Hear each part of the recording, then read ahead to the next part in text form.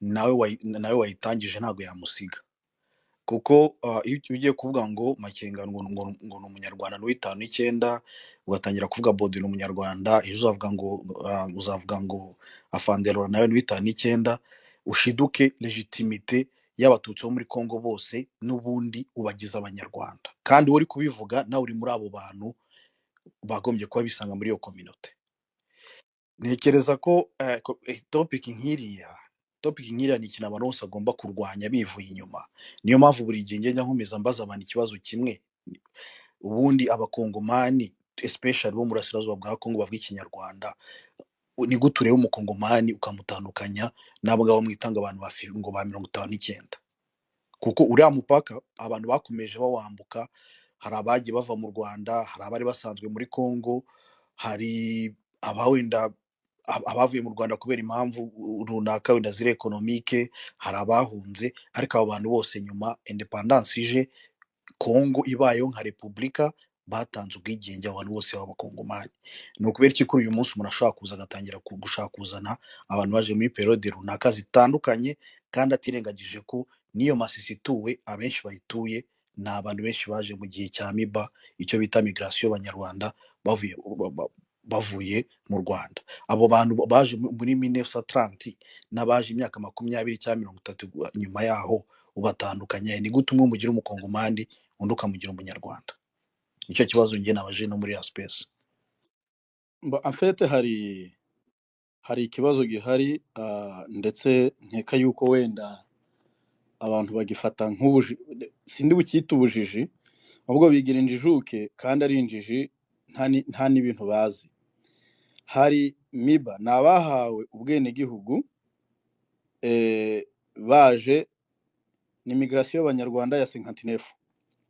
Mu byukuri uwo muntu niba yarahawe ubwene gihugu muhire miba ntago iri ya 59, miba nabaje imbere muri transplantation de banyarwanda guhera muri 340 kugeza muri 50. Muri 59 ni abanyarwanda b'impunzi bahunze igihe b'impunzi, yes. Kandi aba ba miba bahananywe n'ubwene gihugu nabo muri 77 mu butabo bahaye. Correct. Kubyumva ni ukuvuga ngo hari miba y'abicyo gihe baje mbere ya 59, hari abageze muri Congo muri 59, noneho abo bose uwashatse kuba umukongomani yahawe ubwene gihugu muri 77, uwo ni umukongomani. Noneho rero hari ikintu cya controversial aba bantu batajya bamenya. Kubyumva iki cya controversial batajya bamenya, bajya bagenda bisubiramo, ni ikintu kivuga ngo ntabwo uwa 59 ari umukongomani, ariko nabo ba 59 nabo ntabwo babagaragaza kuko ntibabazi. Ngiki kibazo gihari, kandi aramutse anahari ntabwo bisobanuye ko kuba wahitamo kwigumira muri Congo warahawe ubwene gihugu bw'abakongomani ntawe ubukwambura, babukwambura gusa binyuze mu mategeko. Icyo ngicyo cyemeranya nabo mukasi, sibyo? Nkeka yuko icyo ngicyo ntawe twabijyaho impaka. Ariko aba bajama bafite ikibazo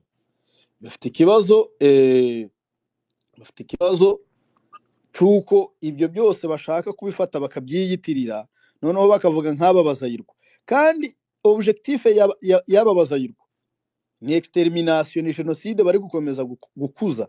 Sinabazayirwa bakomeza icyo kintu, ahubwo so de réfugiés ba 96 94 95 bahungiye muri Congo baba FDLR bakomeza gukwirakwiza icyo kintu bakakigira propaganda. Wenda niba mbeshye abantu bamvuguruza muhi, wenda mbere ko wenda duhereza n'abandi umwanya bakavuga, nge nakare mark gato nashaka kugira ngo nongereho, wenda nakwita nka conseil abantu bose bakagombye kuba bamenye ibi bintu byo gutangira kuvuga ngo abantu bamwe ngo baje igihe runaka, ngo abandi ngo baje imbere gato, ngo abandi bari bahasanzwe. Ni intwaro y'umwanzi.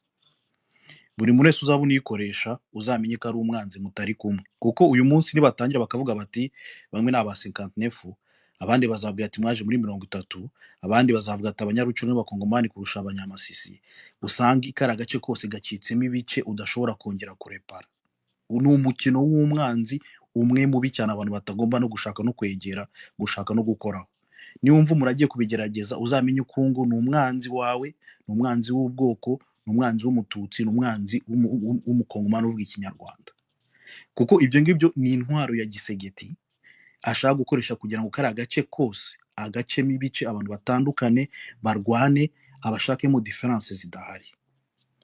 Ibintu nka biriya rero nubibona uzashaka uburyo ubirwanyiriza aho wabishoborera, n'ibyanga kabisa ubivemo. Nabonye waje muri ya space, njye ni nacyo cyatumye nyinjiramo, narinzi ngo ni ibindi birimo bihavugirwa, ngezeho nsanga abantu barimo bavuga ibintu nka biriya bibici nk'amabere, nsanga birimo, numva rwose numva atari ibintu byiza. Urebye nge ni nicyo nari nazamutse na mbere ndi kumurwanya, nyuma ngira ko host, ariko ngira ngo ni nicyo cyari cyanzamuye, kuko ahangaha mfite agatabo kari kuvuga ngo the term Banyarwanda refers to Rwandan colonial or national who between the end of the World War I and 1960. uri kubyumva? Iyi terme y'Abanyarwanda yaje mbere y'intambara ya mbere y'isi, hagati y'intambara ya mbere y'isi n'igihumbi kimwe magana cyenda na mirongo itandatu, izanywe n'abakoloni. Emigrated to the Democratic Republic of Congo. The term is used to distinguish them from Banyamulenge Rwandans who immigrated in a wave in the 19th century. They acquired Congolese citizenship and independent from Belgium on ku itariki 30 z'ukwa gatandatu muri 1960. Kuvuga ngo ibyo wavugaga urumva yuko byahereye muri 1900, intambara ya mbere yabaye muri 40 something like that. Intambara mbere y'isi ariko yabaye muri 14 irangira muri 19, muri 1914 kugera muri 1919. Hanyuma urumva yuko icyo gihe muri 1914 kugera muri 1960 iyo terme yakomeje gukoreshwa n'abakoloni, ariko bigeze muri 1960 ibihugu bimaze kubona independent muri Congo, abari baragiye muri Congo icyo gihe bahinduriwe terme, nta nubwo bahawe ubwene gihugu. No, ntabwo bahawe ubwene gihugu, ahubwo bahise baba Kongomani automatiquement, kubera ko Congo yabaga itarigenga bayijyamo.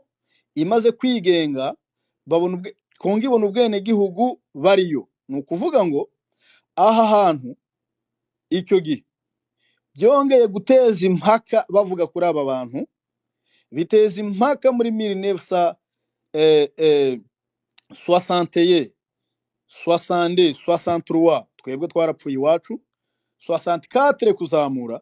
Bigeze muri 1977 ikibazo cyaramaze guteza kuba probleme, mugane w'abagambyi. Hanyuma Mobutu aravuga ngo aba bantu bose uwahageze kuva kuri 59 kumanura n'umukongomani, aba bahaye ubwene gihugu biri official. Ariko si wo wa mbere wari ububahaye, uri kumva yuko bari baranabuhawe n'abakoloni. Ni ukuvuga ngo abagendaga bahunze bakaja muri Congo, ababaga bari ku butaka bw'u Rwanda bwahozeho icyo gihe, ni ukuvuga ngo u Rwanda rwari rugarukiye he? Nicyo kibazo gikurikira, kuko abantu bagomba kumenya carte géographique y'u Rwanda yavaga hehe ikagera he. Hanyuma yamara kuhagera abakoloni bayiciramo hehe? Ese aba bantu mu by'ukuri bahawe ubwene gihugu cyangwa bari Abanyarwanda bahinduka abakongomani automatiquement bamaze guca imipaka, hanyuma bisanga muri Congo ariko bari mu Rwanda? Iki kintu nacyo mukasa abantu bagomba kumenya ikabakareye. Muhi, reka nkongeraho akantu gato wenda kugira ngo tunahe n'abandi umwanya. Ni ukuvuga ngo ubundi independence ya Congo yabaye muri 60, sibyo? Igihe Abanyarwanda bahunze bava mu Rwanda, ntabwo bavuye mu Rwanda, igihe habayeho ikibazo mu gice cyari cyo bagwita Rwanda Urundi, hari imbere ya independence Congo itaraba igihugu, itaraba Repubulika ya Congo cyangwa Repubulika ya Zaire, sibyo? Abantu ntabwo bavuye mu gihugu kimwe bajya mu kindi, byose byari icyo bitaga Congo Rwanda Urundi byose byari teritwari imwe yose ifatanye nta n'imwe irabona independence. Twavuga nk'aho cyari igihugu kimwe, sibyo? Niba abantu baravuye mu gace kamwe bakajya mu kandi, nyuma y'umwaka umwe hakaza gucikamo umupaka, abo bantu bakahaguma imyaka irenga 35, ntabwo abo bantu bakubwiye ko ari abanyagihugu baho ngaho bababwira ngo ntabwo ari bo. Ujye nuko n'amategeko yose y'ahantu hose, iyo ngiyo it's actually simple logic. Ahubwo vuga ngo umuntu ushaka kuzana gushaka gutandukanya abantu akoresheje imyaka bagiye baziramo, uwo muntu abagamije iki? Yes. Kuko iyo nayo ni ideology mbi imeze nk'ikimungo mu magufa ya bene wacu, kandi batanazi ko ari ikimungu cyangwa babizi bakabyirengagiza. Muhi wampaye ijambo ariko fatiki hari ikibazo se? Murakoze cyane mukasi nawe muhire. Sasa njye hari ikintu nshaka kukubaza mwabagabo mwe. Hari abantu bamwe biyita ngo ni bene wacu, reka mvuge gutyo, natwe dushobora kuba tuzi, niba ubwabo usanga bakujije umunwa hejuru, bashyize umunwa hejuru, bari kuvuga amateka bayagoreka, hanyuma noneho bagashaka kwima abantu ubwene gihugu kandi nabo batabufite. Urugero, niyo space nabonye mu kanya abantu, iyo space nayibonye njya muri anonymous, ariko mu by'ukuri niba wowe urugero ntanze nkamuhire, reka mvuge nkandagira niwe wayikoze, niba nkawe ubwe yafashe space akandika abayobozi ba M23 ngo nabo muri 59, harya we arihe, aherereye he? Nashaka be n'uwo muri 2, nashaka be n'uwo muri wa 24, nawe bakagombye gufatanya niba adakoreshwa niyo ideology mbi ya satani cyangwa se yiriya leta mbi, hanyuma noneho akareka bariya. Kuko ikintu cyantangaje niye mpamvu ishobora gutuma umuntu nkuriya nawe ubwe yarangajwe yavuye mu gihugu ntibamwemera, ahubwo ugasanga ashatse gushyira hanze bene wabo baturuka hamwe. Rero dufite kujya dufata tugatekereza, ntitujye tunabatekereza aho bariye. Twebwe iyi space twakagombye kujya twiga amateka, ariko tukareka kugaruka kuri bariya, kuko bariya nabo bavuga ibintu batazi. Ni ukuri pe, bavuga ibintu batazi. Nta ubusubwo uramutse ufashe nkandagira ukamushyira hamwe na mukasi, wabatandukanyiriza aho barebye mu maso. Umushyize hamwe na muhire wabatandukanyiriza he mu maso? None ukuvuga ngo nawe ni uwo muri 59. Dufite abafite ikibazo. Nge nta kibazo mfite, bafite ikibazo. Bo barirukanswe, bavuye mu gihugu cyabo, bahava bakinyazwe. None abo bahuriye hanze cyangwa se bari kwirwanaho iwabo batangiye kubagendaho bavuga ngo ntabwo ari bene igihugu. Urumva uwo muntu afite mu mutwe huzuye?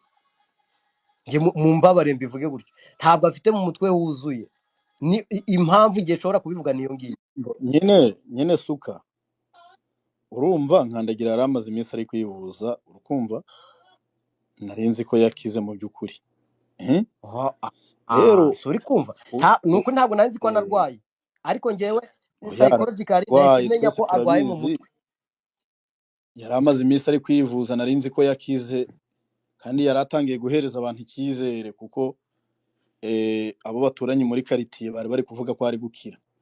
Aho kugira ngo akire rero agahenga abonye akazanye kuri space. Ubwo rero uri kumva yuko nane byabisaze n'ubundi biracyamurimo. Ntabwo ngewe nagiye hariya gusa kugira ngo njye mugarura,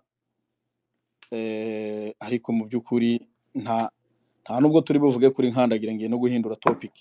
Kuko muhi nkandagira ni nubaha ni nubaha. Akabazo kamwe ntago dukwiye kumutindaho. Yego, mureke mbabwira akabazo kamwe nawe mukasi. Harya wowe uravuga ngo ngiye ntabwo ndi umukongomani, uri kugira bankure muri iyo Congo uyibemo?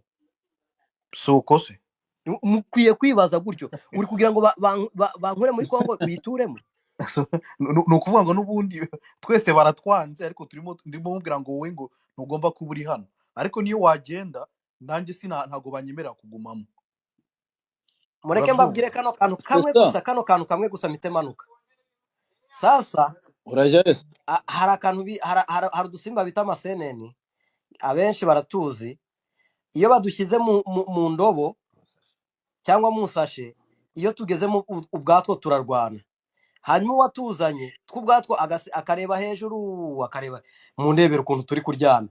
Bariya bo baba bashaka kuza batwambetaho ubwacu ku giti cyacu, cyangwa se bashaka kugira ngo turyane, ariko nyirikibi nyiricyago we ubwe ari kwisekera. Urumva rero aba batipe mureke kubatinda, murakoze.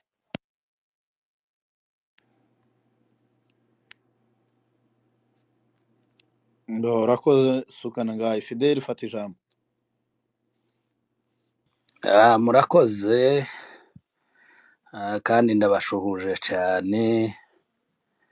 Njyewe rero hari abantu narimo mbwira, hari ibintu bimwe njyewe ntamenya. Hari igihe nza nabona Muhire, nabona sukana ngaye n'abandi inzi intare ya Karunga, ngahita mvuga ati iyi rwose space ni yacu. Hari abantu nabwiye ati ariko hariyo space, muze tuje muri space. Ngezeyo nsanga ibintu nyobe kuko ibintu bimeze. Mu kanya nibwo nabonye batangira kugira abantu no, njyewe ndacafite confusion, muzoza mumbabarira. Ariko nari nabwiye abantu tubwo nahabonye bamuhire n'abandi bariya buriya nta kibazo, ibintu ni salama. Ibintu biraryoshye, ibintu biraryoshe kuriya turi mu rugo. Sanga ibintu byahindutse ibindi, ariko numva bari mu bintu bya nationalite. Reka njyewe mvuga amasaha abaye hafi 4 hano iwacu, twe turabasaza turabyuka tuja mu tuzi. Ndagiye kuvuga nimara nigendera kuryama. Reka turebe kuri ibyo bintu bya nationalite. Wavuze ngo se ngo abantu ba 59 muri 59 bivana n'ibyo mu butu yakoze, nuko abantu bose mu gihe cya independence yabasanze muri Congo bose babahaye d'abord nationalite. Nta muntu uvuga ngo ubwo ari uwo muri 59. Umuntu wese mu gihe cya independence yageze muri 60 bari muri Congo, abo bose baboye nationalite. Ariko reka ndebe aka kantu kamwe ndi bubasomere hano nabonye kuri computer. Kuri computer hano havuze ngo titre premier de l'attribution de la nationalité congolaise au titre de la nationalité d'origine. Kuri article ya 8 iravuga ngo est congolais l'enfant né au Congo. Est congolais l'enfant né au Congo. Ibyo ngibyo ni byakozwe muri ico gihe. Soit d'un père congolais et d'une mère née au Congo. No kuvuga ngo ise ni umukongomani, nyina ashobora kuba yaravukiye muri Congo, ariko nyamara byenda yaravuye mu kindi gihugu, ariko se ari umuntu wahabaye bene Congo. Ko simbizi, twese turumvikana yuko ururimi rwacu de yuko ni point 3. Soit d'un père né au Congo et d'une mère congolaise. No kuvuga ngo uriya mugabo umuhungu ashobora kuba yaravukiye muri Congo, byenda ari umuhindi cyangwa umushinwa, ariko nanone akagira umukobwa w'umukongomani. Uwo nguwo niwo bita et congolais l'enfant né au Congo, kuri article y'8. Ya gatatu, soit d'un père ou d'une mère et même né au Congo. No kuvuga ngo yaba se yaba nyina, nubwo abashobora kuba ababyeyi babo batari abakongomani, ariko byenda barabashinwa bakorera muri Jekamine, ariko bakavukira muri Congo. Et congolais, uko niko izo article zibivuga. Izi article mpaye nandika ni muri code yanditswe muri loi numero 35 1961 du 20 juin portant le code de la nationalité congolaise. Ibi nibyo muri 61. No kuvuga ngo hari hashize imyaka 2 nyuma y'iri ya 59 bariya bose bahe bavuga ba Makenga. None reka tugaruke